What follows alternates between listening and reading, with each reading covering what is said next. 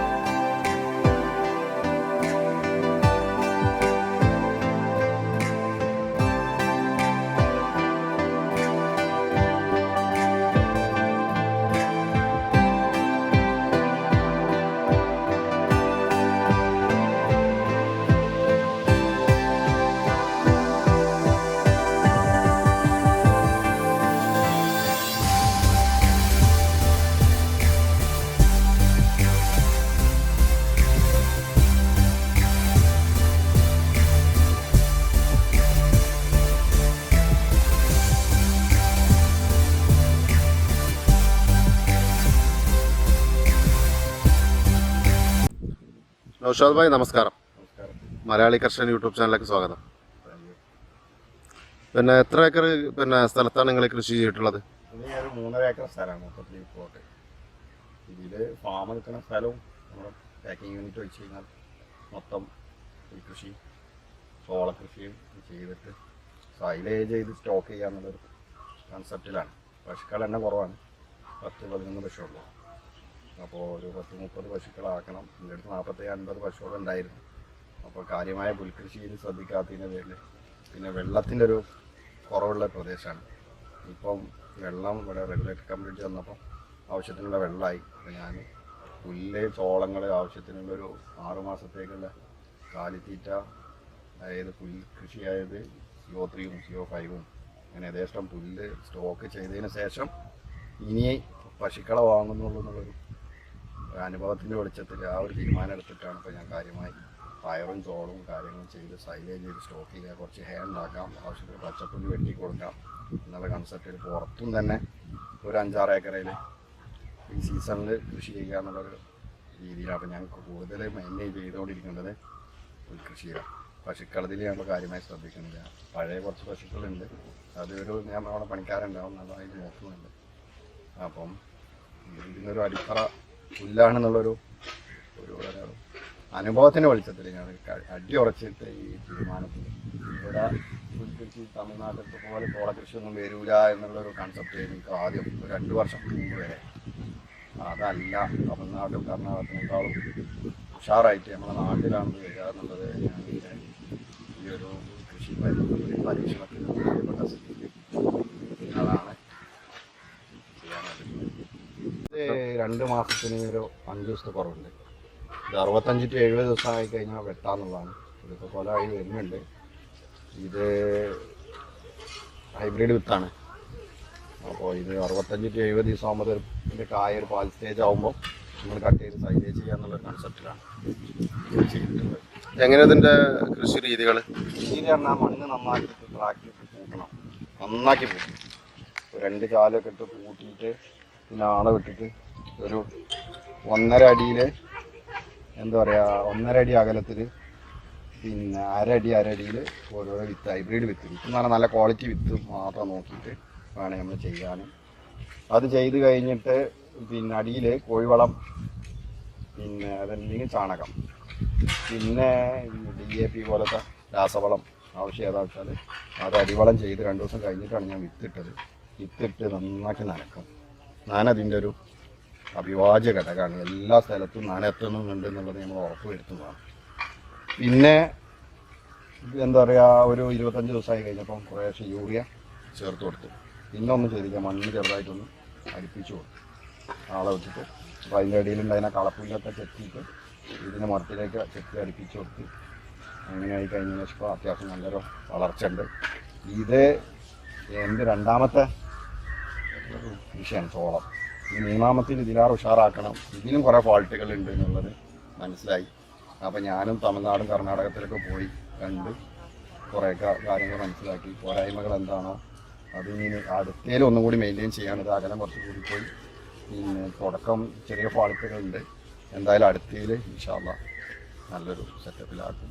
അപ്പോൾ എല്ലാ കർഷകരും ഈ ഒരു ലെവലിലേക്ക് മാറണം. പുല്ലാണ് മുഖ്യം, പശുക്കളെ വളർത്തലല്ല. പശു വളർന്നോളും സ്വാഭാവികമായിട്ട്, അത് സ്വാഭാവികമായിട്ട് തിന്നും, അത് കുടിക്കും, അത് കിടന്നുറങ്ങിക്കോളും. നമ്മൾ ഉറക്കേണ്ട ആവശ്യമില്ല, നമ്മൾ ഒന്നും ചെയ്യേണ്ട ആവശ്യമില്ല. അത് സ്വാഭാവികമായിട്ട് വളരുന്ന ഒരു സംഭവമാണ്. പക്ഷേ ഇത് നമ്മൾ എന്ത് ചെയ്യണം, അരിഞ്ഞ് അവരെ മുന്നിൽ സമയമാവും സംഗതികൾ എത്തിച്ചു കൊടുത്താൽ അവർ പാലും തരും. പശു വളർത്തലൊരു വലിയൊരു ബാധ്യതയായിട്ട് എനിക്കിപ്പോൾ തോന്നുന്നില്ല.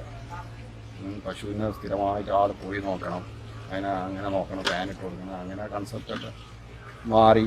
സത്യത്തിൽ നമ്മളെ പല ഗ്രൂപ്പുകളിൽ പല ചർച്ചകളിൽ നിന്നൊക്കെ ഞാൻ ഒരുപാട് കാര്യങ്ങൾ പഠിച്ചു. എൻ്റെ സുഹൃത്ത് അനൂപ്, അതുപോലെ തന്നെ കട്ടപ്പാടിയിൽ കൃഷി ചോദിച്ചാലും ഇവരൊക്കെ ഒരുപാട് കാര്യങ്ങൾ ഞാൻ പഠിച്ചിട്ടുണ്ട്. അപ്പോൾ അവരൊക്കെ ഒരു പിന്തുണയും കാര്യങ്ങളൊക്കെ ഉള്ളതുകൊണ്ട് വലിയ മാറ്റം വന്നു. ഇൻഷാ അല്ലാഹ് 2 മാസം കൊണ്ടൊക്കെ ഞാൻ വീണ്ടും ഒരു 10-25 പശുക്കൾ 30 പശുക്കൾ ആക്കണം എന്നുള്ള രീതിയിലാണ്. CO5 കുറച്ചുള്ള CO5, അപ്പം എല്ലാ ഇനം പുല്ലുകൾ CO3 CO5 കുറച്ച് സൂപ്പർ നേപ്പിയറിൻ്റെ കമ്പ് ഇവിടെ നട്ടിട്ടുണ്ട്. അപ്പോൾ ഒരു എല്ലാവിധ പുല്ലുകളും കൂട്ടിയിട്ട് തീറ്റ ആക്കാന്നുള്ളൊരു രീതിയിലാണ്. ഇത് എത്ര മാസമായ പുല്ല? ഇതിപ്പോൾ ഒരു 55 ദിവസം 60 ദിവസമായിട്ടുണ്ടാവും. ഇത് ഫസ്റ്റ് പിന്നെ കട്ട് ചെയ്യാനുള്ളതോ ഫസ്റ്റ് കട്ടിങ് ചെയ്യാനുള്ളതാണ്? ഞാൻ നന്നാക്കിയിട്ട് കുഴി എടുത്തിട്ട് ഒരു 1.5 അടീൻ്റെ കുഴി ചുറ്റളവിൽ അടിക്കും താഴ്ച എടുത്തിട്ട് അടിയിൽ ഒരു ഹാഫ് വളവും ഇവിടെയുള്ള തോലുകളും ചണ്ടികളൊക്കെ ഇട്ടിട്ട് തൂർത്ത് 10 ദിവസം കഴിഞ്ഞതിന് ശേഷം അതിൻ്റെ പുറത്ത് ഒരു 3-4 കമ്പ് വെച്ചതാണ്. നല്ല ഗ്രോത്ത് ഉണ്ട്. അപ്പോൾ സാധാരണ പുല്ല് വെക്കുമ്പം നമ്മൾ ചേമ്പ് അങ്ങനത്തെ ചെയ്യുന്ന പോലെ ചേനൊക്കെ ഉണ്ടാക്കുന്നത് പോലെ തന്നെ CO3 ചെയ്യണം. അങ്ങനത്തെ ഈ സൂപ്പർ നേപ്പിയർ പുല്ലുകൾ ചെയ്യുമ്പോൾ നന്നാക്കി കുഴിയെടുത്തിട്ട് ചെയ്യണം എന്നാണ് ഇതിൻ്റെ പുതിയ പുല്ലുണ്ടാക്കുന്ന ആളുകളോട് പറയാനുള്ളത്. അപ്പോൾ ഏകദേശം വളർത്തുന്ന 25-30 കിലോ കിട്ടും. അതിനനുസരിച്ചുള്ളൊരു വരവുണ്ട്. ഇത് കണ്ടാലറിയാം, നല്ല മാറ്റമുണ്ട്.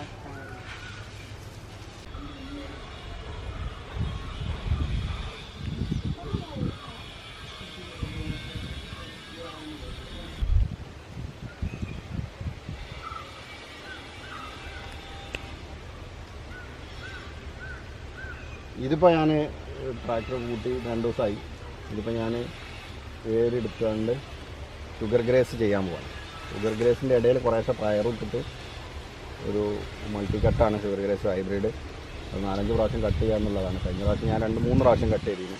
ഞാൻ കാര്യമായി അടിവാളമൊന്നും ഇടാതെ ചെയ്തിരുന്നത്. ഇപ്രാവശ്യം ഞാൻ ശരിക്കും വേരെടുത്തതാണ്. ഒരു പ്രാവശ്യം വേരെടുത്താണ് ഇത് മാറ്റിയിട്ട് രണ്ടാമത് ഇത്ര പോരാ, ഒന്നും കൂടി ആയം കൂട്ടിയിട്ട് ഇതിൽ കോഴിവളമാണ് ഇട്ടുള്ളത്. ഇതുവരെ ചാണകം ഇട്ടിരുന്നു. വളം ഒന്ന് മാറാന്നുള്ള നിലയ്ക്ക് ഈ പ്രാവശ്യം കോഴിവളം ഇട്ടിട്ട് പിന്നെ കാറ്റം ബോസ് ഇട്ടിട്ടതിന് ശേഷം 2 ദിവസം കഴിഞ്ഞിട്ട് ഷുഗർ ഗ്രേസിൻ്റെ വിത്തിട്ടിട്ട് മണ്ണ് തട്ടി കൊടുക്കുക, നന്നാക്കി നനയ്ക്കുക എന്നുള്ളതാണ്. ഈ അടുത്ത ഒരു ജൂണിൽ മെയ് ലാസ്റ്റ് കണ്ടിട്ട് വെട്ടാനുള്ള മഴ തുടങ്ങുമ്പോഴേക്ക് കണ്ടുവച്ചിട്ടുള്ളൊരു ഇതാണിത്. ഇത് പിന്നെ ഞാൻ സൈലേജ് ചെയ്യാൻ ഉദ്ദേശിക്കുന്നില്ല, പച്ചയായിട്ട് വെട്ടിയിട്ട് കൊടുക്കുക. പിന്നെ സൈലേജ് ചെയ്യാൻ കോണുണ്ട്. അതിന് ശേഷം ഇത് കണക്ക് വരുന്നതിനനുസരിച്ചായിരിക്കും ഞാനിനി പശുക്കളെ വാങ്ങാം. ഇത് തിരക്കില്ല. നല്ലൊരു 12 അടി 11 അടി ഹൈറ്റിൽ കഴിഞ്ഞ പ്രാവശ്യം ഞങ്ങൾക്ക് കിട്ടിയിരുന്നു. ഈ പ്രാവശ്യം അതിലേറെ നന്നായിട്ടാണ് ചെയ്തിട്ടുള്ളത്. അപ്പോൾ ഇതിനേക്കാളും കഴിഞ്ഞുള്ളതിനേക്കാളും വിളവ് കിട്ടും എന്നുള്ളൊരു ഹോപ്പുണ്ട്.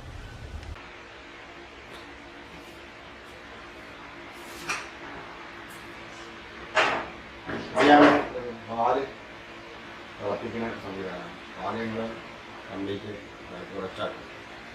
ഇതിൻ്റെ മാത്രമല്ല, നമ്മളൊന്ന് 2 സുഹൃത്തുക്കളെ ഫാമിലൊക്കെ പാല് മുൻപേയും വാങ്ങിയിട്ട് അതുകൊണ്ട് തിളപ്പിച്ച് പരമ്പരാഗത രീതിയിൽ തന്നെ അതിൽ ക്രീം സെപ്പറേറ്റ് ചെയ്യുന്നത് മാത്രം തൈരാക്കുമ്പോൾ ബാക്കിയെല്ലാം പഴയ രീതിയിൽ കടഞ്ഞ് തൈരാക്കിയതിന് ശേഷം മോരാക്കിയതിന് ശേഷം ബോട്ടൽ ചെയ്യണം.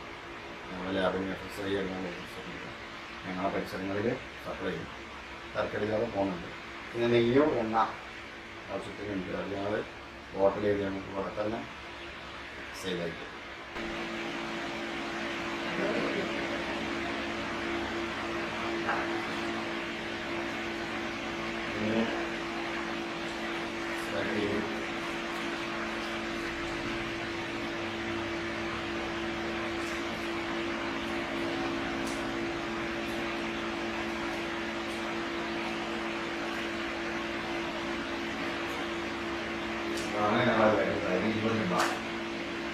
നന്നായി പോകുന്നുണ്ട്. പിന്നെ ബോട്ടൽ ബോർഡ്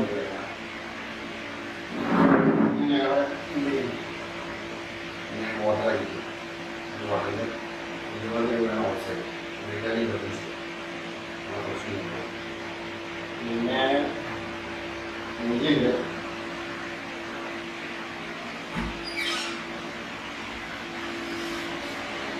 നെയ്യാണ്. നെയ്യ് ലിറ്റർ 1000. കുറച്ച് ലസ്സിയുണ്ട്, സംഭാറുണ്ട്, ബട്ടർ,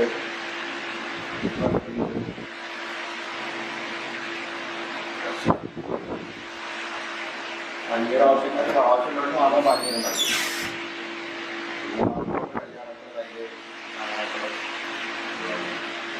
പശുക്കളാക്കിയത് 1000 ലിറ്ററിൻ്റെ സാമാനം, 1000 ലിറ്റർ പാല് കിടക്കണേ പച്ചപ്പ് മാത്രം കൊടുത്തു ചോറങ്ങൾ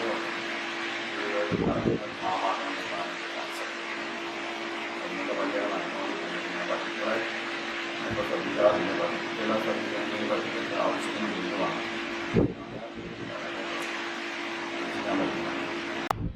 ഇത് അഡ്വാൻറ്റാന്ന് പറഞ്ഞാൽ നമ്മളെ മക്കച്ചോളത്തിന് ഓണം. ഇത് ഞാൻ കഴിഞ്ഞ പ്രാവശ്യം ചെയ്തിരുന്നു, നല്ല റിസൾട്ട് ആയിരുന്നു.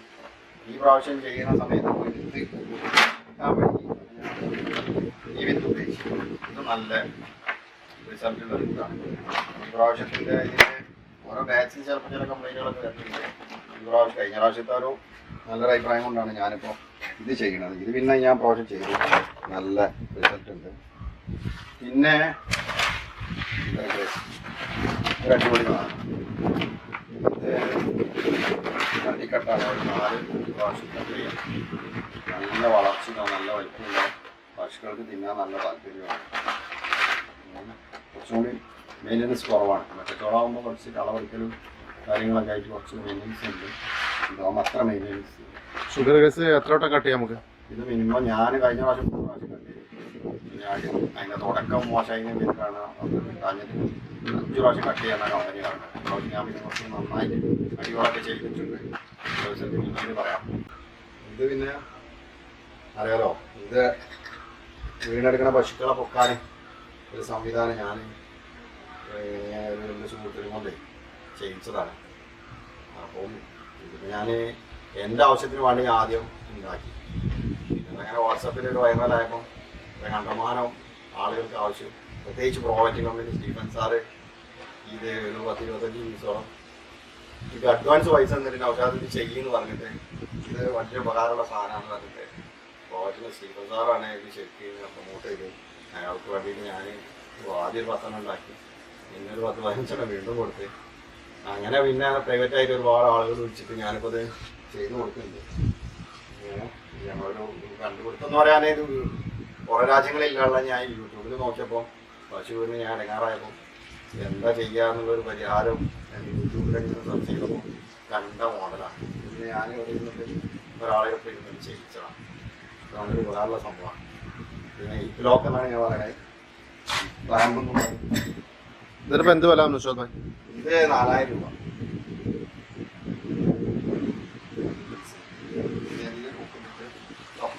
അതില്ലെങ്കിൽ ചെറുബ്ലോക്ക് ഉണ്ടെങ്കിൽ സുഖമായിട്ട് ഒരാൾക്ക് തന്നെ ഈ പശു എടുക്കുമ്പോൾ എണീപ്പിക്കാൻ കഴിയും.